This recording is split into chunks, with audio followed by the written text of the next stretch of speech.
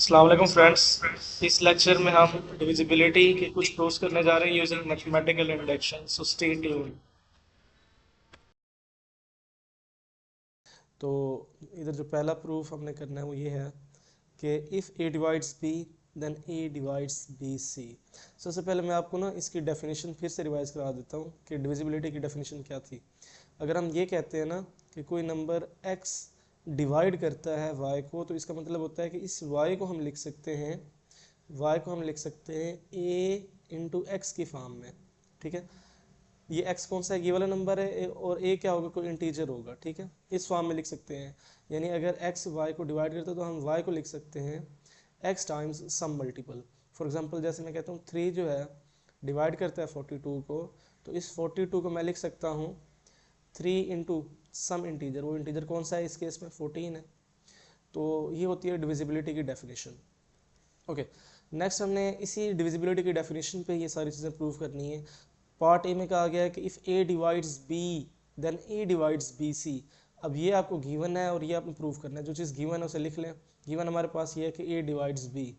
अगर ए डिवाइड करता है बी को, तो मैं डेफिनेशन ऑफ डिविजिबिलिटी के तहत इसको लिख सकता हूँ B equals to A into Q. और क्यू इसमें क्या होगा, सम इंटीजर होगा। Q belongs to G, Q एक क्या है, इंटीजर है।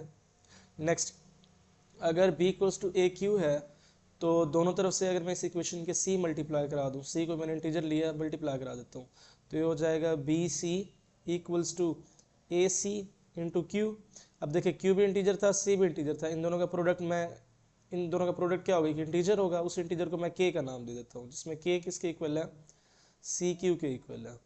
ओके, तो ये चीज़ बन जाएगी के, और यहाँ पे क्या आ जाएगा ए, और इधर क्या आ जाएगा बी सी। अगर ऐसे लिखा हो बी सी इक्वल टू ए के, तो इसका मतलब होता है कि ये ए डिवाइड करता है बी सी को। और ये चीज़ हमने प्रूव करनी थी पार्ट ए में। Okay, coming to the next. Next में ये क्या आ गया कि if A divides B and A divide C. अब देखिए दो चीज़ें गिवन है, ए डिवाइड करता है बी को, दूसरी चीज़ गिवन है ए डिवाइड करता है सी को। अब देखिए अगर ए डिवाइड करता है बी को, तो हम बी को लिख सकते हैं ए इंटू सम इंटीजर Q1। अगर ए डिवाइड करता है सी को, तो हम सी को लिख सकते हैं ए इंटू सम इंटीजर Q2। अगर मैं दोनों इक्वेशंस को मल्टीप्लाई कराऊँ, तो लेफ्ट हैंड साइड से मल्टीप्लाई हो जाएगी, ये बन जाएगा B C. Right hand side से मल्टीप्लाई हो जाएगी, तो ये बनेगा ए स्केयर Q1 Q2। अब Q1 Q2 दोनों इंटीजर थे, इनका प्रोडक्ट फिर क्या आ जाएगा, एक इंटीजर आ जाएगा, जिससे मैं कह देता हूँ क्यू प्राइम का नाम दे देता हूँ। लेट्स से यहाँ पे बी सी आ जाएगा। अगर बी सी लिखा हुआ है ए स्क्वायर क्यू प्राइम के, तो इसका मतलब ए स्क्वायर डिवाइड करता है बी सी को according to the definition of divisibility. तो ये प्रूफ भी हो गया। इसके बाद नेक्स्ट अगर आप देखें तो वो है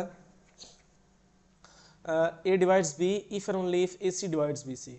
अब इसमें हमने ये लेके चलना है, ये प्रूव करना है, फिर ये लेके चलना है और ये प्रूव करना है। तो पहले हम ये लेके चलते हैं कि ए डिवाइड बी, क्योंकि इफ एंड ओनली इफ है, दोनों साइडें लेके चलनी है। ए डिवाइड्स बी, अगर ए डिवाइड करता है बी को, तो हम लिख सकते हैं B equals to A Q. Okay, लिख लिया। देन हम क्या कर सकते हैं, सी से मल्टीप्लाई करा देते हैं दोनों तरफ, तो ये हो जाएगा B C equals to A C Q. अब देखें अगर ए सी मतलब प्रोडक्ट, ये भी तो एक इंटीजर ही है ना, तो अगर बी सी लिखा हुआ है ए सी इंटू क्यू की फॉर्म में, तो इसका मतलब होता है कि ए सी डिवाइड करता है बी सी को। ठीक है, और इधर हमें जो इंटीजर मिल रहा है वो कौन सा, क्यू है। यानी ए सी के साथ क्यू मल्टीप्लाई होकर बी सी बन रहा है, इसका मतलब है ए सी डिवाइड करता है बी सी को। ये साइड तो प्रूव हो जाएगी। फिर हम ये लेके चलेंगे ए सी डिवाइड्स बी सी, और ए डिवाइड भी प्रूव करेंगे। अब हम ये लेके चलते हैं कि ए सी डिवाइड्स बी सी। अगर ए सी डिवाइड करता है बी सी को, तो हम लिख सकते हैं B C equals to A C Q1। अब अगर दोनों तरफ से मैं C को डिवाइड करा दूँ इक्वेशन को, तो ये C से C कैंसिल हो जाएगा, इधर भी C से C कैंसिल हो जाएगा, तो B इक्वल हो जाएगा AQ1।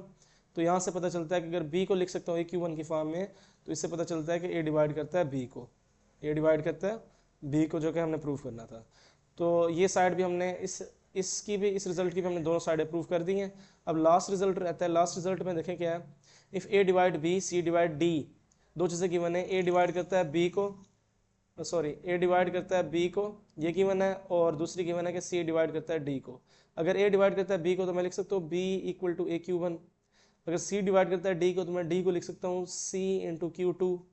दोनों इक्वेशंस को मल्टीप्लाई करें, लेफ्ट हैंड साइड से मल्टीप्लाई, राइट हैंड साइड से मल्टीप्लाई, तो ये हो जाएगा A C Q one Q two. अब इसको मैं ऐसे लिख सकता हूँ कि A C divides B D, yes of course, तो A C divides B D, और ये हमारा प्रूफ था, इसमें हमने ये प्रूफ करना था। उम्मीद है आप लोगों को समझ आ गई होगी। फिर भी किसी किस्म का डाउट है तो ज़रूर पूछ लीजिए।